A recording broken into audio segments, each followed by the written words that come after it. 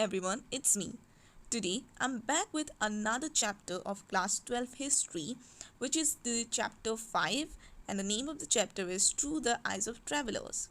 Okay, now in this chapter we are basically going to look through various different people who used to came who came to India, okay, from around like 10th to 17th century, okay, between those period, okay, like what happened, okay, how they feel about India, what were their ideas about India after they visited India, and that's all, okay, and what are the things they have basically said about India, okay.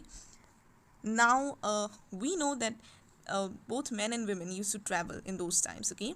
Now the travel basically used to take place due to like search of work, escape from the natural disasters, as traders, merchant, etc, etc, okay. There's so many various different things, okay. Now when they visited a new land, okay, which they have never visited, they used to make like the accounts of it, okay, like how those places were, okay, what are the customs, what are the religious practices, what are the physical environment basically, okay, like in that place, okay. Now unfortunately we don't find the account left by women, okay, although they traveled, okay, but we have no accounts left by women of that time. This is because maybe the women were not given education, that's why maybe they were not literate, or maybe that's why they couldn't write, okay. That could be one reason, or maybe women were like not allowed to like write, okay, some kind of things would be there, okay. Now we all know, even history tells us there are so many like stereotypes that women has to face throughout so many centuries, okay, and those still have not yet ended, okay. So moving to the next part, okay, so in this chapter we are basically going to focus on three men, okay, who came from various different countries from around the world, and what were their views and opinions about India. The first is our Albaruni, who came from Uzbekistan during the 11th century, followed by Ibn Battuta, who came from Morocco during the 14th century, and a Frenchman, Francois Bernier. He basically visited India during the 17th century, okay. Now these people, okay, whenever they made the accounts, okay, written accounts about India, okay, or whenever they share their ideas with other people, okay, they all have different opinions, okay. It depends how they look through the India, okay, what are the things they have faced in India, okay, what are the ideas maybe they have got, okay. There are various different ideologies developed, okay, by various different people, okay. Now let's move to our first person, which is Al-Baruni and the Kitabul Hind, okay. So Al-Baruni was basically born in 973 in Khwarizm, which is in present-day Uzbekistan, okay. Now he was a very a learned man, okay. He used to know so many different languages like Syriac, Arabic, Persian, Hebrew, and even Sanskrit. He didn't know Greek, okay, but he have read all those Greek philosophies by various great philosophers like Plato, okay, in the translations which were available, okay, like the Arabic translations, okay, which were basically available. Now what happened is in 1017, okay, like what happened is Sultan Mehmed, okay, what he did, he invaded Khwarizm, okay, and he took took many people, like many scholars, basically poets, scholars, okay, to his capital Ghazni, okay, and Al-Baruni was one of them who was being captured by the king, okay, or by the sultan basically, okay.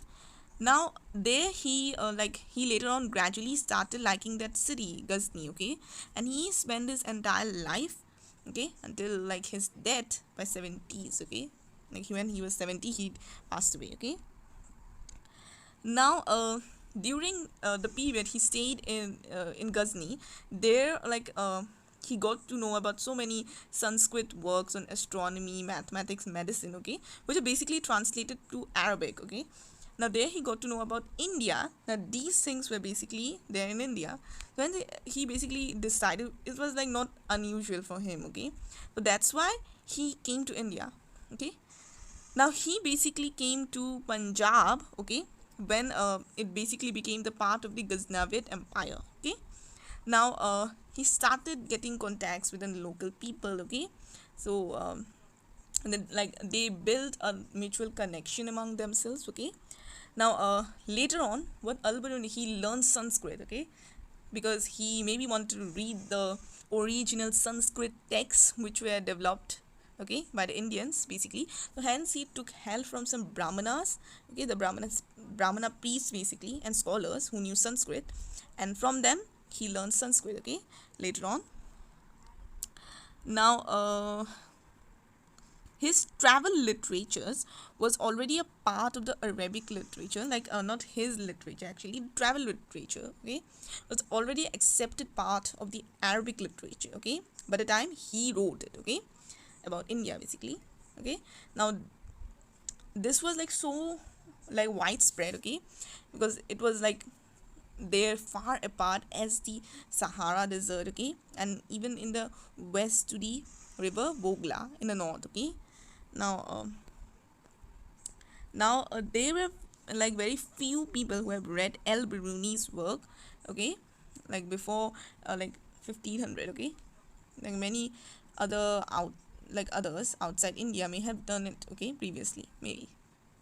Okay, now what is Kitabul Hind, you might be thinking, because in that first part we also got in our like introductory topic about the name of Kitabul Hind was mentioned. Okay, now this Kitabul Hind is basically a book that was written about India. Okay, now it was written in Arabic in a very simple language, and it used to have around 80 chapters. Okay, now it basically covers subjects like religion, philosophy, festivals, astronomy, alchemy, manners, customs, social life, weights and measures, iconography, law, and meteorology.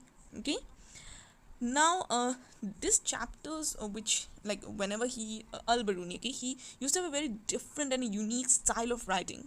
Okay, now the way he basically used to write, okay, is basically started with a question followed by a description. Okay, then there was a conclusion. So in conclusion he used to make comparison of that particular thing with other cultures, okay, or maybe other society. Now many people said that this may be because he was like of a person of a mathematical orientation. Okay, now that's why he used to write like his like chapters in this particular unique way. Okay, okay, now Al-Baruni, okay, he basically wrote in Arabic. Okay, and he also like used to like his work basically probably intended for like the people who were like living along the frontiers of the subcontinent. Okay, now he was also familiar with this translations and adaptations of Sanskrit, Pali, and Prakrit, okay, into Arabic. Okay, now these were basically the fables, astronomy, and medicine. Okay, now however he was not happy with it. Okay, why? Because he believed that it was not clear. Okay, those adaptations and translations were not that clear. Okay, now here we see in this blue box, you can see there's a term called Hindu. Okay, it's written. Now let me read it out for you once. The term Hindu was derived from an old Persian word used in 6 centuries BCE to refer the region east to the river Sindhu, Indus. The Arabs continued the Persian usage and called this region Al-Hind, and later its people Hindi. Okay, it's Hindi is nowadays a language, but these people were basically saying as Hindi. Okay, and they basically mean the Indians as Hindi. Okay, Hindi, because it basically came from the word Sindhu. Okay, which is the Indus River. Sindhu, okay, river Sindhu. From there they take it as Hindu. Okay, now later the Turks referred to the people people east of the Indus as Hindu. Okay, now the people who were east to the river like Indus as Hindu. Okay, the land as Hindustan and their language as Hindavi. Okay, none of these expressions indicated the religious identity of the people. It was much later that the term developed religious connotations. Now this box basically tells us that the language, okay, it was basically referred to our language. Okay, not to a religion, particular religion, okay, because nowadays Hindu is basically a religion, okay. Now moving to next part, okay, before that there's a interesting image, you can have a look into it, okay. Okay, pause the video. Now let's move to the next part, okay. Ibn Battuta is not the next part, there's another part of Albaruni, okay, it is there. Okay, now making a sense of an alien word, Al-Biruni and the Sanskritic traditions. Now here, in this part basically, Al-Biruni tries to explain the problems he basically faced, okay. Now his first problem was basically, like, he said that there were several barriers from him, okay, in India. Now what are the barriers he find in India? Okay, there are basically three barriers. Now his first problem was the language Sanskrit. Now you all know Sanskrit is a very tough language, okay. It is not that easy to understand, okay. Now, and it was also very different from Arabic or Persian language. It is very different, okay. And it was like difficult for him, okay, to learn Sanskrit, okay. Now the second problem was the religious practices of the people, okay. And the second barrier, the third barrier was the problem that the locals were not basically actually connecting to him, okay. Okay, like it was like they were preoccupied with their own feelings, okay, and like they were not that much interested in learning about people from outside, okay. He said these things, okay. Now despite all these, okay, he was still like his works of he mostly dependent on the works of Brahmanas, okay, and often cited the passage of Vedas, Puranas, Bhagavata, Gita, the works of Patanjali, the grammar work of Patanjali, okay, the work on like grammar by Patanjali, okay, then the Manusmriti, etc., okay, to get an understanding, a clear-cut understanding about the Indian society. Now, in this part, we are basically going to learn that what Al-Biruni thought about the caste system in India. We all know caste system was like during that time, okay, was so worst, okay. Now, he basically compared it with the ancient Persian society. He stated that there were basically four categories, okay, in the society, in the Persian society basically, okay, just like we have in India we used to have, okay, the caste system. Now, the first one which he says is the knights and the princes. Then second one is the monks, fire priests and lawyers. Third one is the physicians, astronomers and other scientists. And fourth one consisted of peasants and artisans. Okay. Now, he also said that in Islam, basically, they considered all men to be equal. Okay, but differing only in the observance of piety. Okay.